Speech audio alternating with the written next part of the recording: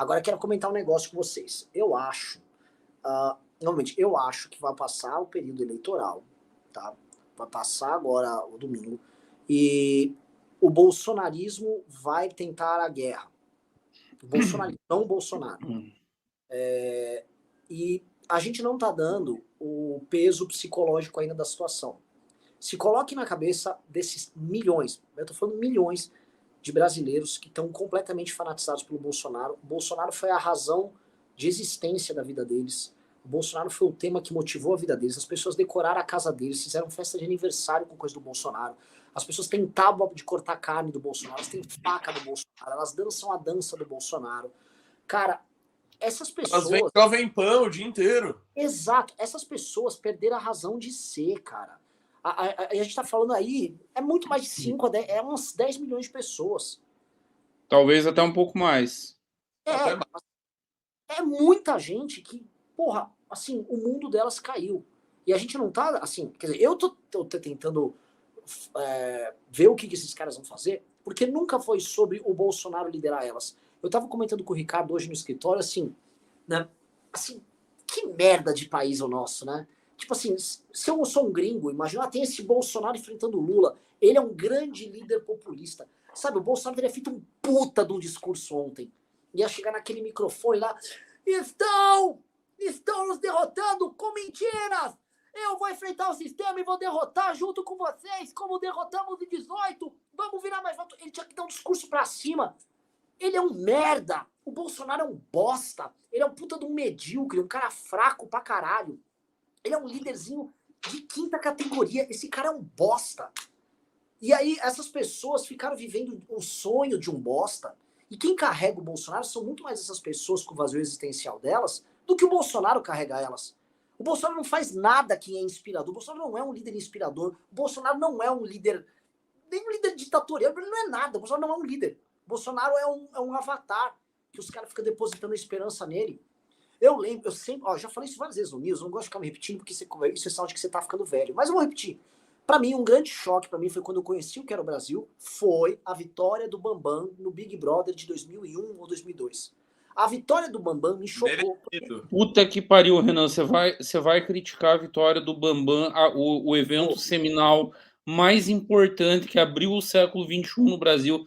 Um homem que é o povo brasileiro, sensível, que chorou com a Maria Eugênia. Você vai criticar o homem que chorou pela perda da Maria Eugênia, pelo amor de Deus. Porque ali, não, e essa é uma análise muito peculiar, porque a maioria costuma falar que isso começou no Marcelo Dourado, já no BBB 10. Não, o Renan vai lá atrás. Marcelo Dourado como um cara, como é assim, um contestador, politicamente correto. O Marcelo Dourado, inclusive, é um negócio, tem umas coisas muito paradoxais. Você vê que política tem muito mais de estética do que de propriamente conteúdo. O Marcelo Dourado é petista.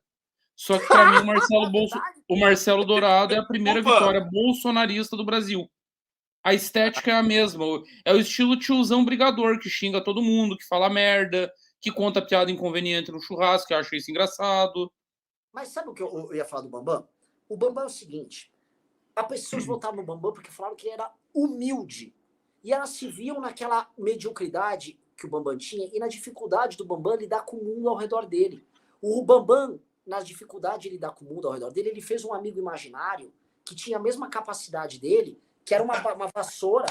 E aí o Bambam tinha afeto por aquele boneco imaginário, sacou?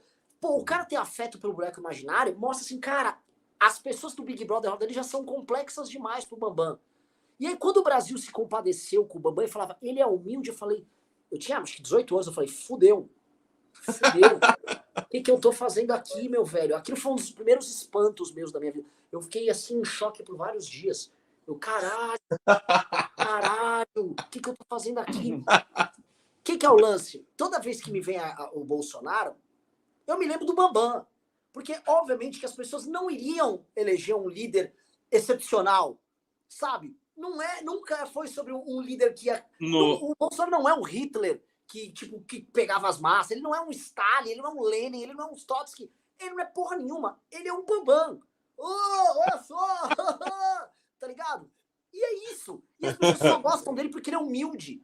É, meu. Os caras se veem no Bolsonaro. O lance é, o Bolsonaro tá indo enfrentar o sistema.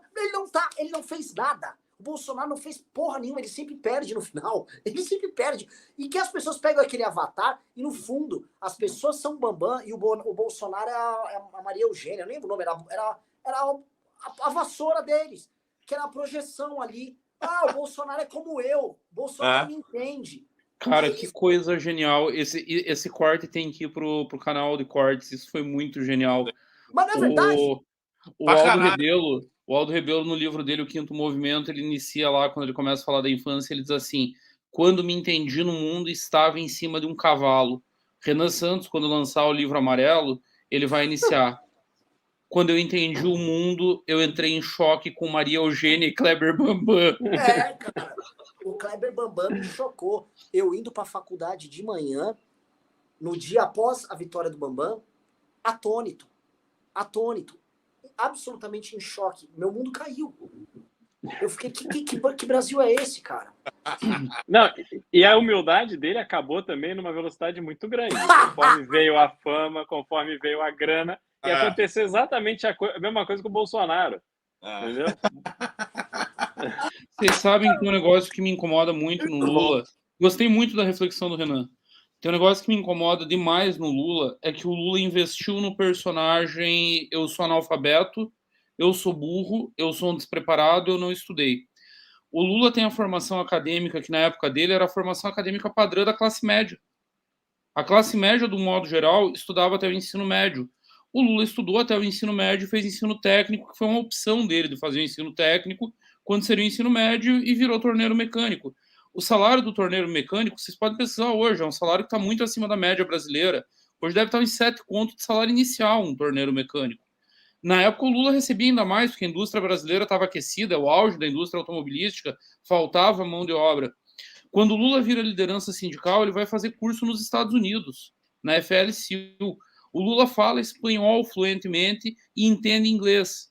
E ele se vende como essa figura, porque eu me chamavam de anarfa, porque eu não estudei, porque eu não tenho um diploma. É que ele nasceu analfabeto, esse é o problema. Não, essa foi a mãe dele, Beraldo, você está confundindo. Foi a dona Lindu, que é uma mulher que nasceu analfabeta. Mas é que ele não escutou o depoimento sobre a minha mãe. Minha mãe tem uma história muito mais dramática. Além da analfabeta, ela nasceu careca, banguela e pelada. Foi terrível, terrível. A Dilma... É complicado. Você menciona o Bolsonaro, Renan, mas ele tem uma antecessora que é a cara disso. É a Dilma. A mulher que não conseguia completar um raciocínio. É a mulher que saúda a mandioca, que estoca vento, que o Dia das Crianças, que tem um sujeito oculto por trás. O pai, a mãe, o professor. E tem um sujeito Ela não conseguiu fazer o L num vídeo, é uma coisa agora. muito importante. O Jota, né?